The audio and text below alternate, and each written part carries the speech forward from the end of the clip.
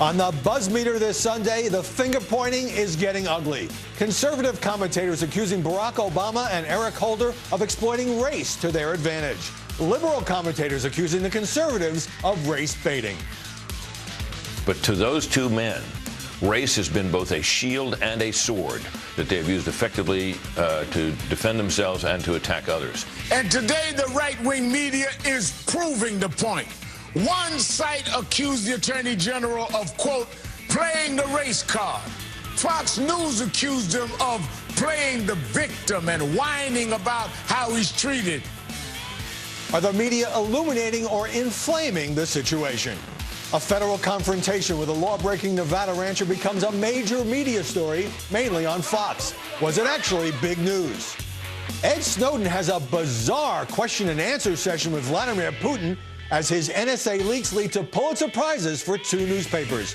Has the fugitive's conduct overshadowed the awards? We'll ask one of the winners, the Washington Post's Bart Gellman. Plus, more of our interview with ex-CBS correspondent Sharyl Attkisson as another investigative reporter leaves NBC in frustration. Is this vital work in decline? I'm Howard Kurtz, and this is Media Buzz.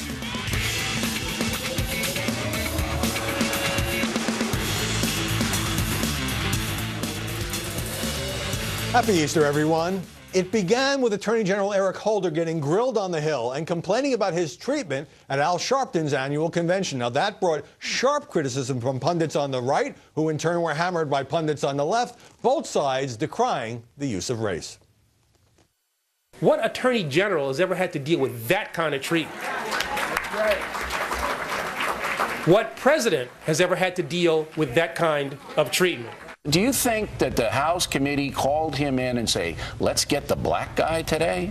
Is that what they did? Does anybody believe that? Let's get the black guy today. Well, Brit Hume, as I see it, is race baiting by presenting the position, Goldie, that both Barack Obama and the Attorney General Eric Holder have used race as both a shield and a sword. I am sick and tired of your friends and your party playing this BS race card. Well, it is mean, it is evil, it is divisive, and it's slanderous. It's everybody who is racist in America, and there's some percentage of that are, voted against Barack Obama in 2012.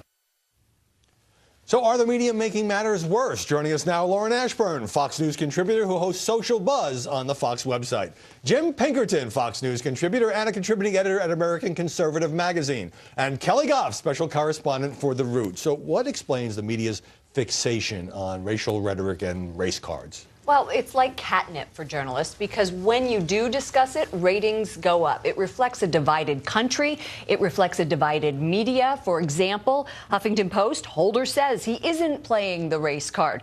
Newsmax, Holder plays the race card. And then Jonathan Chait from New York Magazine says that race has been the real story of Obama's presidency.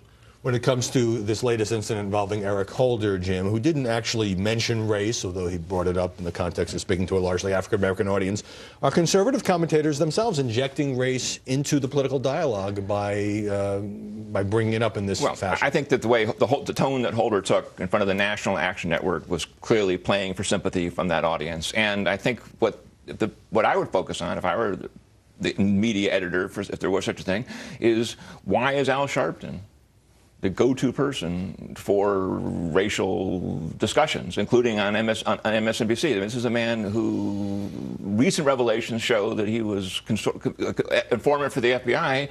And he says he was helping to catch bad guys. Interestingly enough, the allegation that he was an FBI informant and had been busted in a cocaine rap goes back to 1988. It was reported in Newsday back then and then re-reported in 2002 and then for part of his presidential campaign. And now again, why wasn't he knocked out of the box as a credible authority on anything decades ago is beyond me. But this is a lot broader than Reverend Al, and I'll turn the question around for you, Kelly. Are liberal commentators injecting race by denouncing some of these conservative pundits for what they are describing as race baiting? It seems like everybody's talking about race. Yes, everyone's talking about a race. No, to your first question. Your initial question, though, as we started the segment was, does the media make things worse? The answer is yes, a resounding yes, Howard. Here's how. There are lots of stories having to do with race that should be covered that are not, because we end up wasting time arguing over things like that.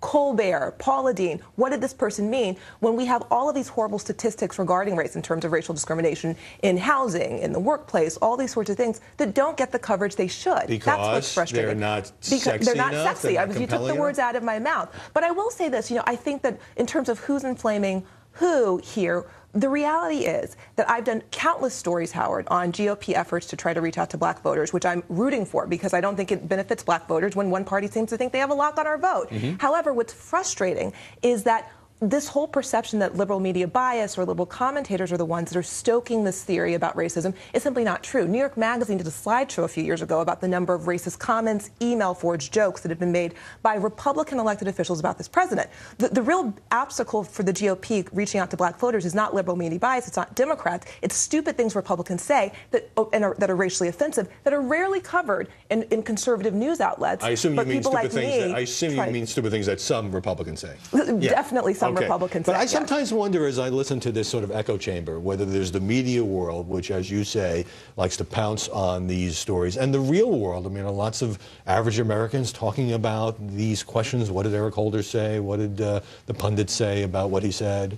I think this is mostly an inside the Beltway, a very political story. There have been polls that show that people in the country, the flyover country, as we like to say, are concerned about jobs. They're concerned about putting food on the table. And yes, maybe they are discussing racial topics, but it is not the primary agenda. I agree with that, and I would just add to what Kelly said. If you want to take an issue where I think African Americans and Republicans could potentially make common cause, is school choice and charter schools. Republican politicians like Eric Cantor and Rand Paul have really gone way out of their way to push and advance the issue of charter schools, and they've won major victories, including in New York City. And yet, I agree with Lauren. It's much more fun for the media to cover the latest food fight between. Much more fun, but is it less responsible? I mean, there seems to be a consensus more here. Fun and less responsible, as typically is the case for. I can't look at this thing and not think of the Easter candy, sweeps or cheeps or whatever they're called.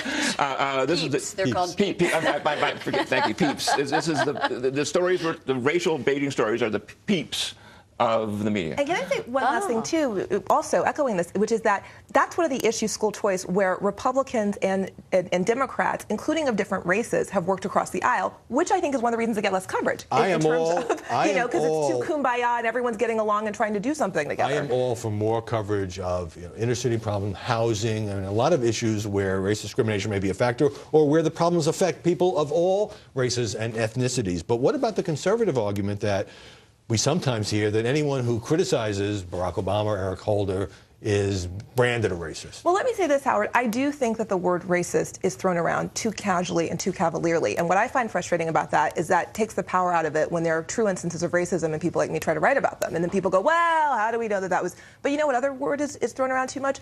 Race card and race baiting. Colin Powell, one of, I think, the greatest men who served our country, was called a race baiter because he said some of the criticism of the president is racist. I don't think anyone thinks that Secretary Powell is some crazy liberal radical activist, and to say that he's playing the race card because he mentions race proves that that term is thrown around too much, the race card and race baiting. You have to agree with Bill O'Reilly. I mean, he's making sense when we saw on the clip that he said that people didn't decide to go after the black guy today. They decided to go after the Attorney General. And I think that the controversies that we cover, that controversies as we call them, are ginned up because people don't like what Eric Holder or anybody else who's a person of color has to say. It automatically becomes this race issue in the media, which then explodes. If Eric Holder wanted to be a hero to Republicans, he could look into Solyndra and Benghazi, for example. They'd love him for that. He won't do it for some strange reason. Well, I'm certainly not saying he shouldn't be criticized, but it does seem like, to go back to your first answer, that this becomes sort of catnip and everybody pounces on it, and then the argument itself fuels cable ratings. I want to turn to a slightly lighter topic, but one that just stunned me with all this political punditry about Chelsea's baby. Chelsea Clinton announcing the other day with her mother that she's pregnant, and you have all of these smart analysts saying, what is the impact of this on 2016? Are we perhaps overanalyzing, overthinking what ought to be a routine, joyous occasion that the daughter of a woman who, yes, will probably run for president, is pregnant with her first child? You've been in this town for how many years, and you don't have a cynical bone in your body? I think a lot of reporters think maybe this was planned. Maybe this was planned. You don't think that Chelsea Clinton and her husband are entitled to try to have a baby whenever they want? Sure. And they looked at the political calendar. And by the way, if it was going to be planned, it'd be planned for next year when the campaign might actually be underway.